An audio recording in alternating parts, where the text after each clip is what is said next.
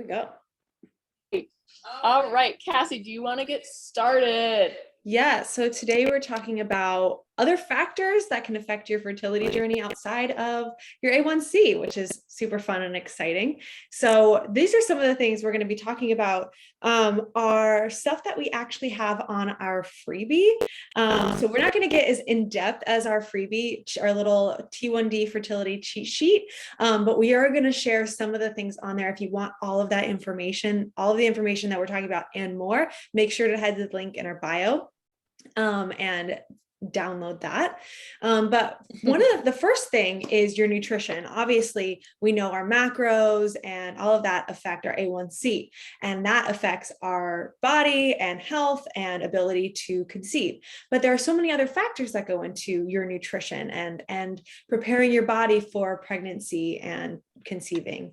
So some of that is specific nutrients. So in our freebie, we have a whole list of specific nutrients that can help you on your fertility journey. So I'm going to go over a couple of them here so you guys can get a head start with this information. The first one is folate or folic acid. We know that that is so huge during pregnancy, but it's so important in prepping for trying to conceive because it prevents birth defects, as we know, but it also can promote optimal egg growth and infant growth. So, as we're getting our body prepared, that plays such a huge role in this kind of journey and in our cycles. The next one is vitamin D. So vitamin D plays a huge role in our body overall in general. And one of the biggest things is its regulation on our mood and our hormones. So vitamin D boosts progesterone and estrogen levels, which is very important for our pregnancy. And if we are in our TTC journey and we do conceive, making sure that we are having that viable pregnancy that's going to, stick. And overall, it regulates hormones. So vitamin D is super duper huge. And then the other one I wanted to go over is omega-3s. Now that, is a nutrient we find in a lot of different foods. And we tend to not eat as much here in the US, but it is super important for our health overall, again, but very important in this journey because it improves egg health. It is an anti-inflammatory food, so anti-inflammatory vitamin. And we know that inflammation is not good in trying to conceive because we've talked about this before. Our bodies are not going to conceive in a state of stress, in a state that our bodies do not feel safe and comfortable in. So reducing that inflammation, reducing that state of inflammation is really, really important. So those are three. We have quite a few more on this list as well as more information in general about your nutrition while trying to conceive, as well as information that Michaela is going to get into now.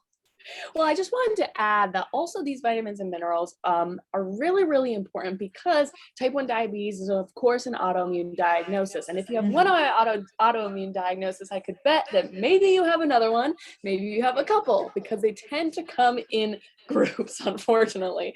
I have autoimmune diagnoses. My family is filled with autoimmune diagnoses. Anyway, that being said, it is very important that we have our nutrient needs met. So when I say nutrient, I mean vitamins and minerals, like Cassie was just talking about.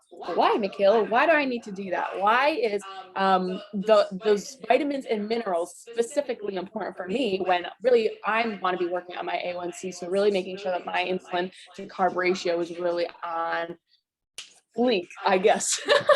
So it is because once you become pregnant, then all of a sudden we want to be concerned about a postpartum flare-up because oftentimes women with autoimmune diagnoses do experience a postpartum flare-up, and that is most often due to a nutrient depletion issue. So that means that these vitamins and minerals were not really at the forefront of our fertility and pregnancy journey, and therefore the woman is now experiencing a depletion because the baby needed to take all those vitamins and minerals from you and kind of depleted you after birth. So I just wanted to say that is yet another reason why what Cassie just said is incredibly important and is just as important, no, I don't want to say just as important, but is a really, really, really important key to fertility with type 1 diabetes, making sure that our vitamins and minerals are also where they need to be. But anyway, what also impacts? It is our stress levels. As you know, stress levels impacts our A1C just as much as food does. So when we are in our programs and our coaching containers, we are making sure to be on top of stress levels and trying to decrease stress levels and the impacts of stress. Also, our mindfulness. Sometimes we can feel like we're just like, we talk to so many women that it's just like, I'm struggling to just get a meal in. I'm struggling to, yes, thyroid, Carla, yep, me too. I'm struggling to just get another meal in. I'm struggling to get exercise in. I'm struggling to have a balanced meal. Sometimes I don't even eat because I don't want to have my numbers go way up or crash way down. And that is a real fear. But so what we're trying to say is that yes, your A1C top priority, but these things are culminating your overall A1C. So making sure that our vitamins and minerals are there so our body is working properly. We need our vitamins and minerals so our body can work at its best capacity, right, Cassie? I said that right? Cassie says that line very well. We're making sure that our stress levels are managed so that our stress and our cortisol levels are not negatively impacting type 1 diabetes and other autoimmune diagnoses. Also, our sleep. Our sleep is huge. When's the last time that you evaluated your sleep schedule? Because that also impacts your A1C. So yes, A1C, super important, but where's your sleep? We need to make sure that our sleep is a priority as well. Is there another one? No, I think that I covered them all. But basically what we're trying to say is yes, your A1C, making sure that your insulin, your carb ratio is where exactly it needs to be, but making sure that everything else is supporting your overall health so that you can have a healthy conception, so that you can have a full-term pregnancy, so that you will avoid an autoimmune flare-up in your postpartum. And some of you are like, you're talking about postpartum, and I'm not. That we want you to be ready for that. We want your body to say, I'm ready for this. We're okay. We're doing good. Cassie, did that make sense? Do you want to add anything? Yeah. And then the other thing too is like we talking about postpartum flare-ups, and yeah, that sounds like a really long way away, but it all ties in together. Your health right now is going to tie into your health during pregnancy, the viability of your pregnancy, as well as, reducing risks of pregnancy complications that can affect you, from as early as the first trimester all the way through your pregnancy into your postpartum. So this journey, as we tend to as a society look at things, very under a microscope, one thing at a time.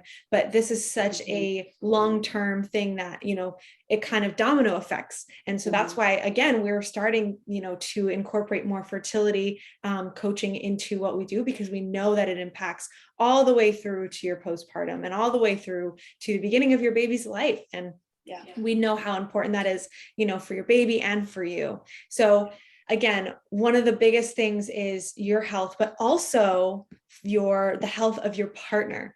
And so often, the stress of this falls on the women, because we're the ones who are conceiving. We're the ones that have to carry our baby.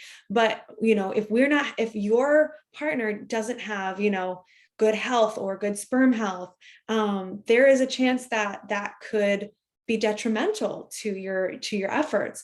And we don't want that. It is a 50-50 journey. And so that, again, we have information for you, for your nutrition, for your lifestyle, for your, overall habits in general.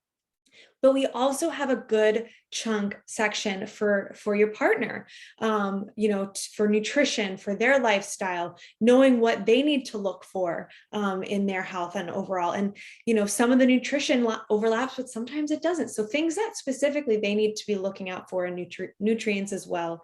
And then again, some of the factors that Michaela talked about and all that. So make sure, again, if you are interested in this information, it's a 6-page document that you can go and, really dive into to really help you get started with this journey and really get, aware of what's going on with your health in your journey. Go to the link in our bio and check that out. And yeah, Michaela, do you have anything to add?